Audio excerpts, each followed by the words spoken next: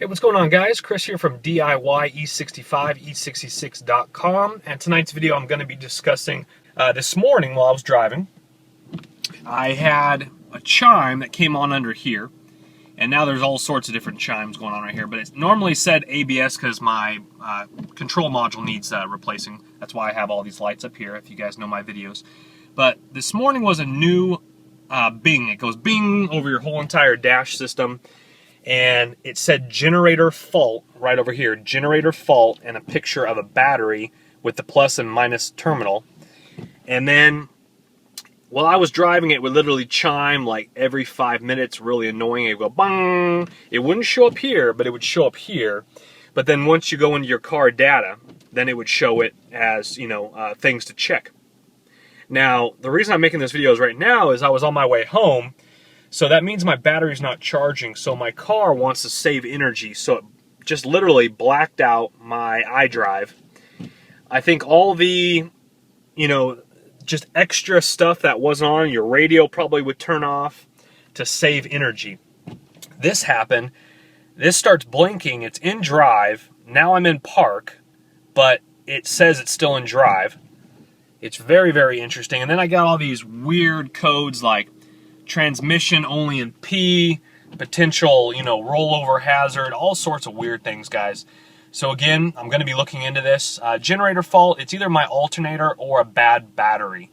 I still have, this is an 06, I still have my original alternator and my original battery, so it's one or the other.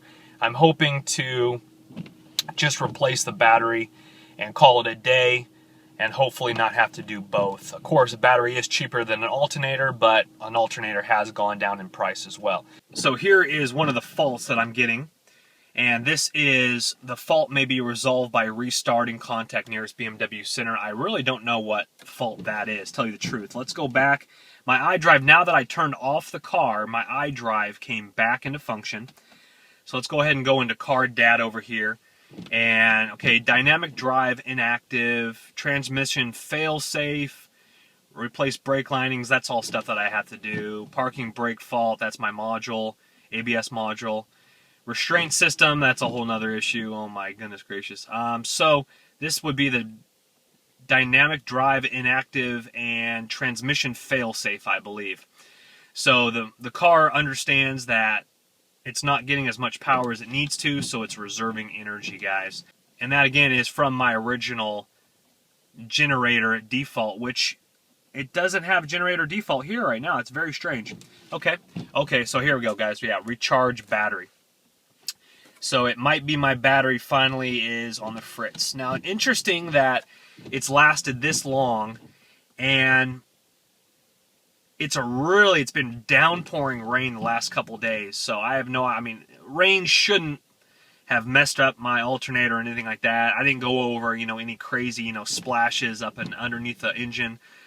So most likely it's just on the fritz. So I'll head over to a shop tonight or tomorrow, put a new battery in, and that should fix it. And of course, with putting a new battery in, you will need to register it as well, so your car knows that it's charging a new battery instead of the old one. Alright guys, I know I just left you, but I did try to start the car and I'm not getting anything. So after it says recharge the battery, tell you the honest truth, I'm really hoping that it is a battery issue.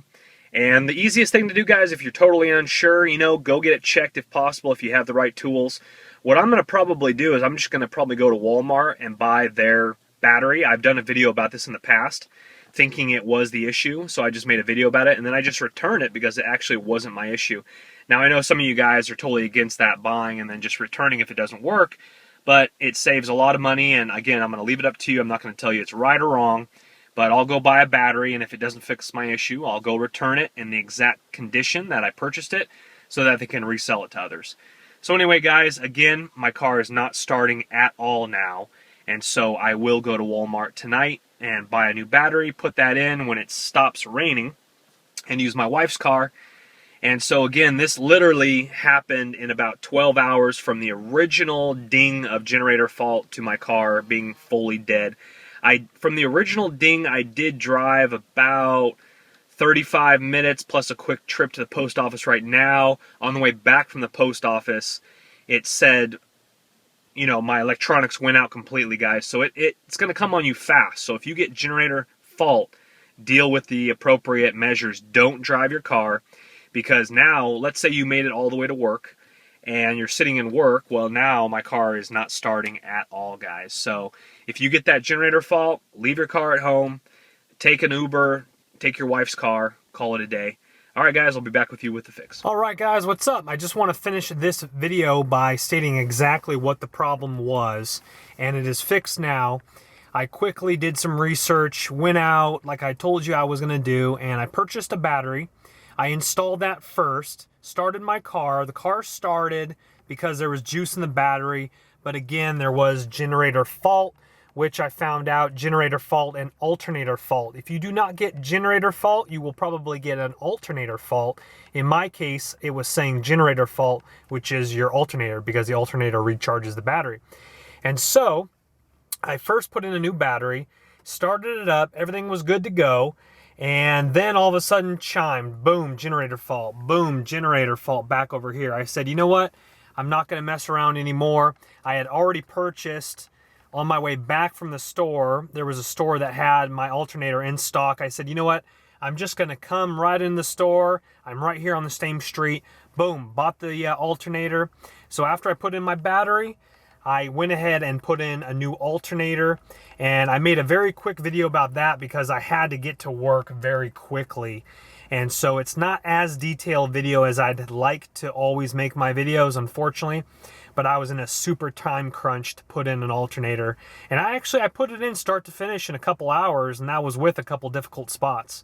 So anyway, now that I have a new alternator in my car and a new battery, my car is working fine. I've been driving for about 4 days now.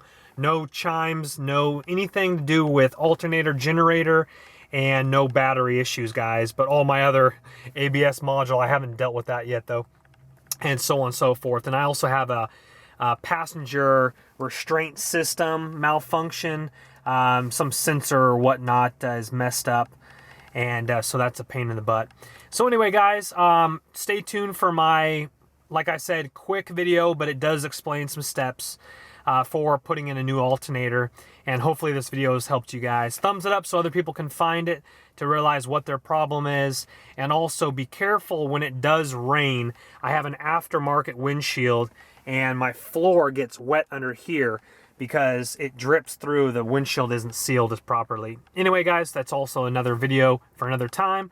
But you guys have a wonderful night. Take care, and check me out on DIY E65 E66.com, guys. Thank you and have a great night.